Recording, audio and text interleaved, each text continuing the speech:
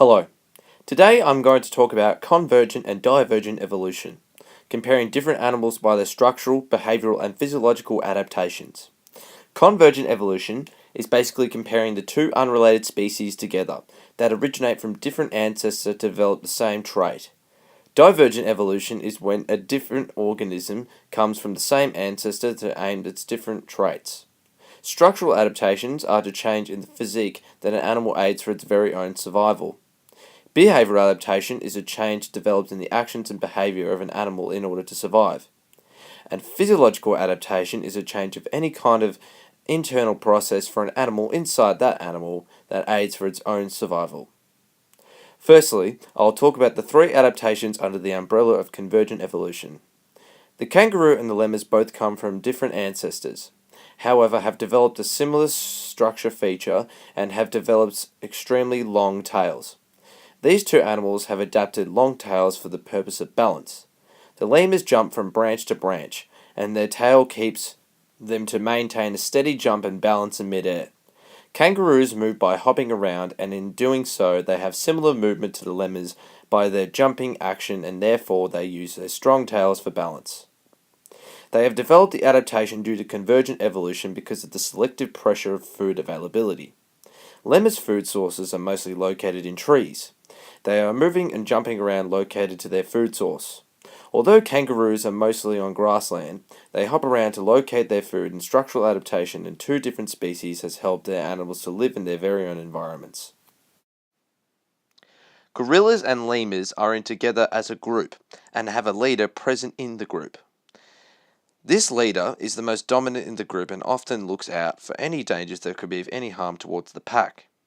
In a way, they protect their members. These two behavioral adaptations have listed them as different species. By being in a more safe and secure environment, they strengthen in numbers. And a dominant and reliable leader, the selected project here is predation and any forms of danger that might cause harm towards the animals. The leader of the group will always alert the others if it senses danger. The physiological trait presented in the platypus and the snakes are in fact that both of them lay eggs. Platypus is one of the only two mammals in the world that lay eggs. Most snakes will lay eggs, and instead of giving birth live, both of them will lay eggs and to reproduce. In the platypus, the process of developing and laying eggs in a secure hidden area is an advantage and is difficult for the predators to feed on them. By producing and laying eggs, the female platypus and snake can keep a closer watch on them, and therefore overcome selective pressure of adaptation. It is through the process of producing eggs that allows the animals for more protection and in the earliest stages of its life. Divergent evolution all compare with three animals: humans, baboons, and gorillas. Humans are structurally adapted so they have a strong backbone that allows us to walk on our 2 feet. We have developed this adaptation because of the selective pressure through availability. In search for foods which have developed us to become stronger, we have developed a stronger backbone than that of the baboon and the gorilla.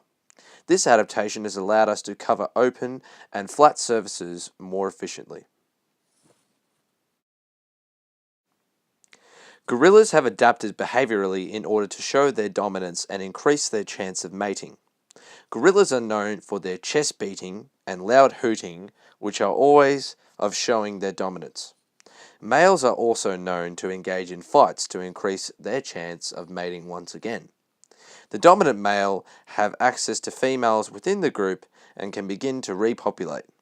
The selective pressure here is a competition for a mate. The bigger, stronger, and more aggressive male would obviously dominate over the others.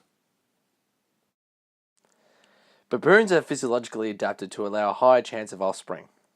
The behind of the female baboon would already turn pink and would be ready to mate.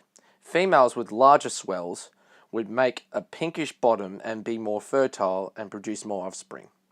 This process inside the animal has allowed it to overcome the selective pressure of a mate.